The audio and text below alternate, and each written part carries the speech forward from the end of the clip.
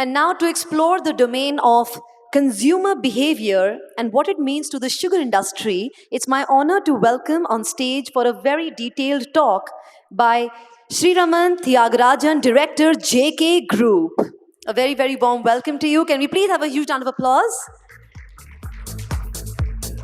A warm welcome to you.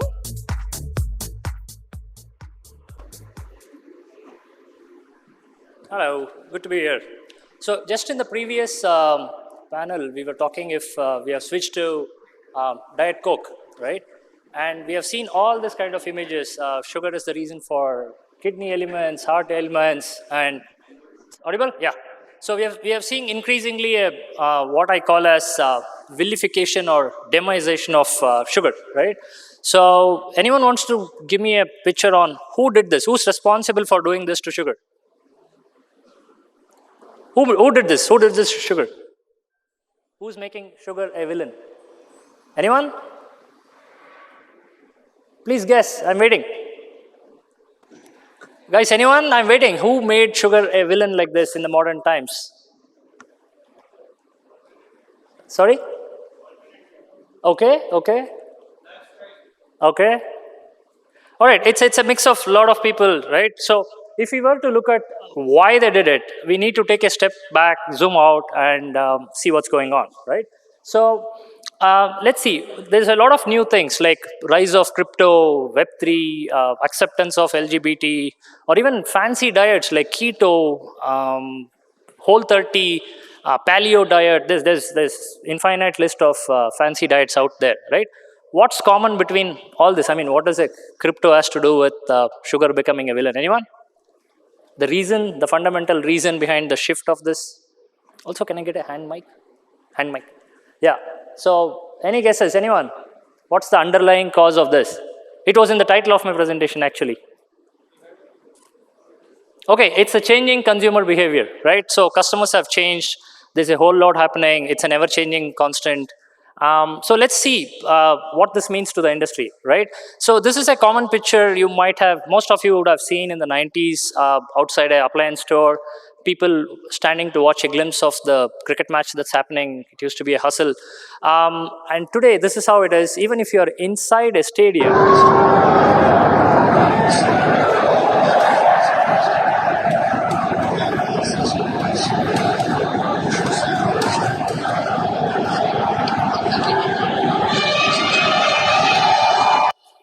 right? So this is a great example of consumer behavior, right? And same goes for stock trading. I mean, in the 90s, you used to have physical energy and vocal energy to outshout and outbid and get your stocks, right? Today, it's not the case. You could be anywhere. In fact, from the first 25 years, we had only about 11 crore demat accounts. And in the last 2 years, we have added 7 crore demat accounts. So things keep going, and then what's called as an inflection point, and suddenly things start happening, right? So most of the time, we don't notice an inflection point when you're in it. Like I'm suggesting that sugar is somewhere in that zone right now, right? So if you look at how consumer behavior changes, it's rapid when there is technology added to it. The very first telephone connection to the 50 millionth telephone connection took about 75 years, right? But if you look at Facebook, it took about 2 years to get 50 million customers. If you look at Angry Birds, it reached 50 million customers in about 30 days. And if you look at Pokemon Go, the viral hit mobile game, it took only 19 days to get 50 million customers or users, right? So with more and more tech, things get faster and consumer behavior also changes faster. So what's all this got to do with sugar? What's all this got to do with sugar, right? Yeah. So if we look at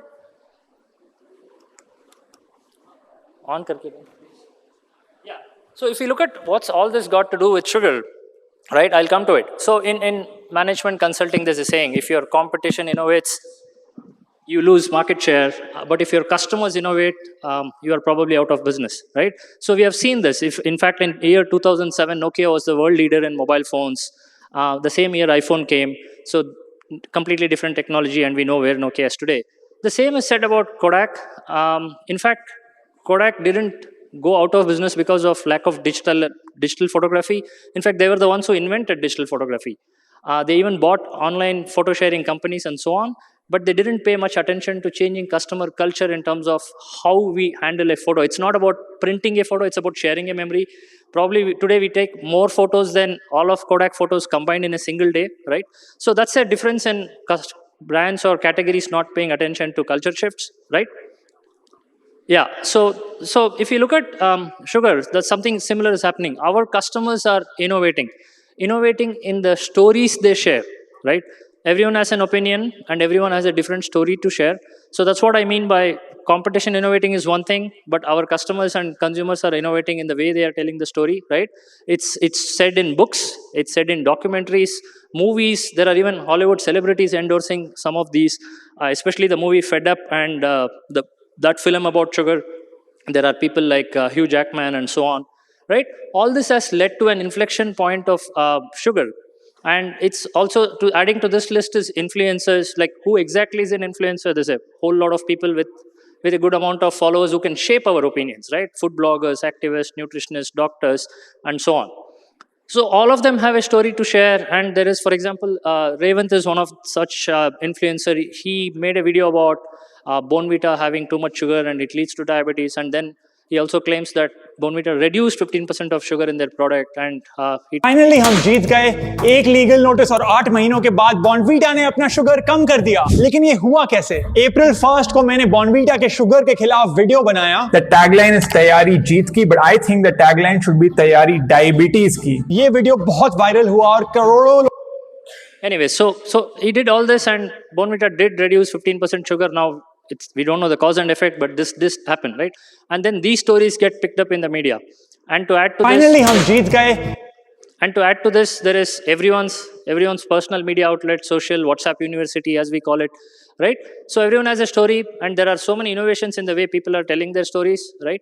So all this has led to sugar being caught in the crossfires of the global cultural shift. Sugar is just one product, but here we are for sugar. So let's see what happens, right? So one of the biggest global trend that's affecting pretty much everyone and every business is called woke. Anyone knows what this is? Heard the term? Anyone heard the term woke? Okay, Manisha is nodding. Anyone else heard the term woke? What is it? Anyone? Parshvati, Manisha? What is woke?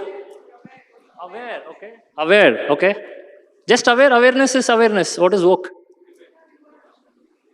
Okay, it's a term for progressive activism on things like gender, race, equality, ethicality of ethical treatment to animals. So in this, we are here at Sugar and Ethanol Conference. Two of our things fall under this list of things, right? So processed food and fossil fuel both come under the wokeism, right? There's a rise of progressive activism for all of this. So this is one of the biggest global cultural shift that has happened, and that's impacting everyone. And if you look at how this affects food, before food, like the OTTs were the first ones, right? So they made a show where a king in England is gay, black, and disabled. How much more inclusive could you get, right? So they portrayed Cleopatra as a black woman. Egypt was unhappy. I mean, you wanted to please someone, and they themselves were not, right? So on and so forth. This has come to AI. For example, when Google launched Gemini, and if you ask, show me the portraits of founding fathers of America, which is John Adams, Benjamin Franklin, as white as they could get, but Google AI wanted to be inclusive, so they were rendering pictures of people of different ethnicity, like Native Americans and black and so on. So the wokeness has gone to such an extent that you want to please people who are calling for the woke, even if it distorts reality or historical accuracies and facts. So that has led to even more backlash against woke, but that's for a different topic, right? So when woke comes to food, for example, Pepsi's Quaker series of food had this cancel culture. They had to go through this, right? So people protested that Aunt Jemima, it's a household brand for years, decades in fact. It's using that mammy as a black woman who in the history used to be a slave in a white man's house, taking care of all the domestic work and things like that. So today about a couple of years ago, people protested that it's racially insensitive and it's supporting slavery and so on. So Pepsi was forced to rename their product to Pearl Milling Company, right? Or even Eskimo pie. I mean, what could Eskimo mean bad? How could Eskimo mean bad? I mean, we have studied it, Eskimo, igloo, whatever. So apparently the Inuit people don't like to be called Eskimo from others. It's supposed to be derogatory and so on. So whatever, a simple ice cream had to go through a renaming exercise. Otherwise, they had to stand cancelled. Same goes for Uncle Ben's. It's a rice brand. So, I mean, as innocent as Uncle Ben's, so the brand had to put a statement like this. We heard, we learned, we changed. So it's almost kneeling down to the customers and saying, we are sorry, please buy our product. It's as good, it's come to that, right? So either you give in to the wokeness or you're cancelled, right?